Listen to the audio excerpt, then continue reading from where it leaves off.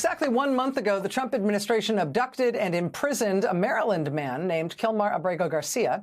They flew him and hundreds of other men to a prison in El Salvador.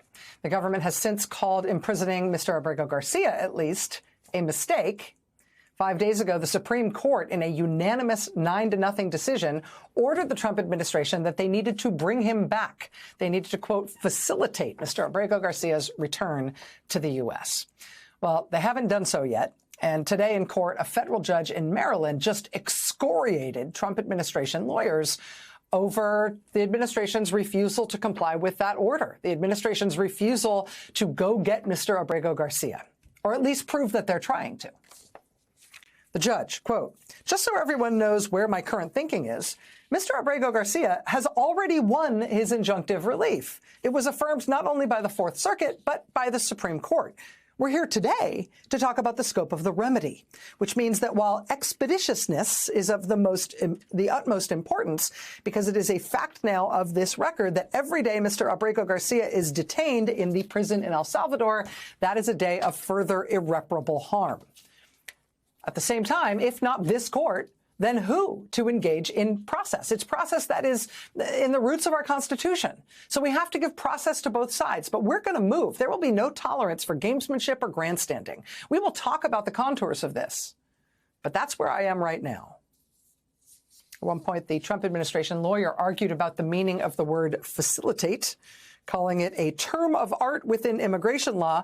The judge said in response, quote, I'm not even sure what you mean, but as a factual matter, I do need evidence in this regard, because to date, what the record shows is that nothing has been done. Nothing. I've asked for daily reports, daily, by individuals with personal knowledge, and I've gotten very little information of any value. Trump administration lawyer, Your Honor, I think what we have submitted reflects that there have been significant steps. In particular, we cited to this issue was raised at the highest possible level. We cited to this issue was raised at the highest possible levels yesterday. It was raised in the Oval Office between two heads of state, between the President of the United States and the President of El Salvador. The issue was specifically discussed. The judge, a reporter asked a question. The defendants have never responded to the question, what steps have you taken? The plaintiff is asking, why don't the defendants just ask, you will release him? I've got no answer on that. And in response to this notion that what happened in the Oval Office is satisfactory, that's not before the court. I mean, you include a transcript. I don't know if what this transcript is supposed to be assisting me in. But the bottom line is, it was a very simple directive. My question that the high court squarely affirmed, I can ask, what have you done? I've got nothing. I've got no real response, nor have I gotten any legitimate legal justification for not answering the question. That's why we need to move to the next step.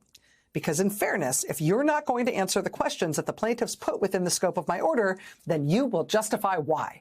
You will cite privilege. You'll follow the rules. I will make a determination. That is what we do in this House. That is the most fair I can be.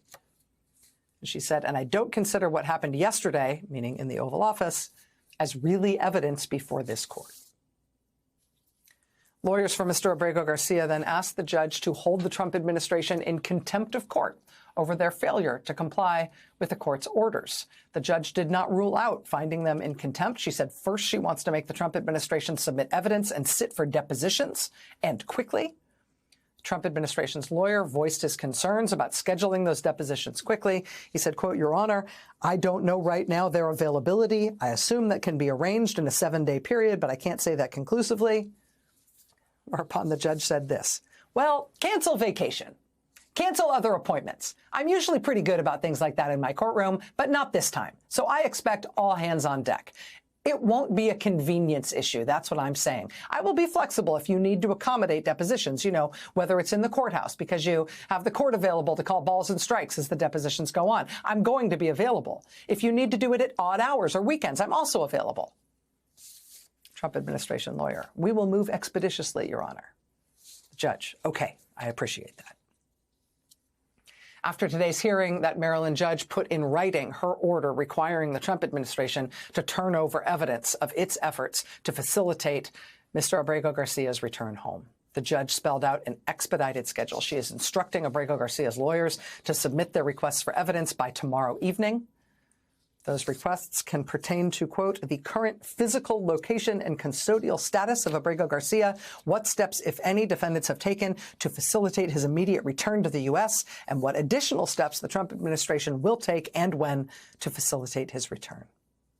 The Trump administration must reply to those requests no later than 5 p.m. on Monday. Mr. Abrego Garcia's lawyers may also depose at least 4 members of the Trump administration on this matter by next Wednesday. Joining us now is Reena Gandhi. She's a partner at Murray Osorio Immigration Law Firm. She's one of the attorneys representing Mr. Abrego Garcia in this matter. Ms. Gandhi, I really appreciate you being here tonight. Thank you for your time. Thank you for having me. So we got this transcript right before the show started tonight, and we have been sort of going through it and pulling from it as we can. Let me ask you if I missed any important details or mischaracterized anything of what happened at today's hearing. No, I think that is a very good summary. Those are the highlights that I certainly took away. No, I think that was accurate. What do you expect to happen next over the course of this next week in terms of what is now a court-ordered but not yet manifest, order to have your client come home? Well, I do believe that we will be able to get some answers from these very people who wrote these affidavits, providing us not very much before. I think when confronted with very specific questions where they can't just file a report saying we're not required to say anything, will hopefully return results. They can't hide the ball here anymore. You know, and this hearing today really helped us move towards bringing Mr. Abrego Garcia back home. Are we now in a situation, and I'm not a lawyer, I'm just observing these things as a lay observer here, but with the Trump administration and the president himself asserting that it is not within the power of the U.S. government to bring your client home, that it's up to El Salvador because they operate the prison where the U.S. is paying to hold him. Is that assertion from the president and from the Trump administration essentially wholly outside these legal proceedings now and sort of beside the point? It seems as if the judge is proceeding on the evidence that's been put forward to the court and not on the basis of these sort of political statements that have been made by the president and others to excuse what the administration isn't doing. Well, that's precisely right. Before the court, no evidence has been presented.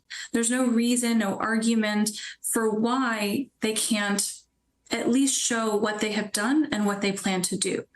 Unfortunately, I think it's because the answer is they haven't been planning to do anything. But hopefully with the next 2 weeks, we'll be able to get some real answers. Reena Gandhi, a partner at Murray Osorio Immigration Law Firm, one of the attorneys representing Kilmar Abrego Garcia. The plight of your client here has captured the mind and the heart of the country in a lot of ways. Most of the people who have heard his name for the first time here will never, ever know him as a person. But what the government has tried to do in his name has absolutely galvanized people to recognize the scale of what this administration's ambitions are toward destruction of human rights and civil rights. Your representation of him is a real service to the country. Thank you. I really appreciate that. Thank you so much.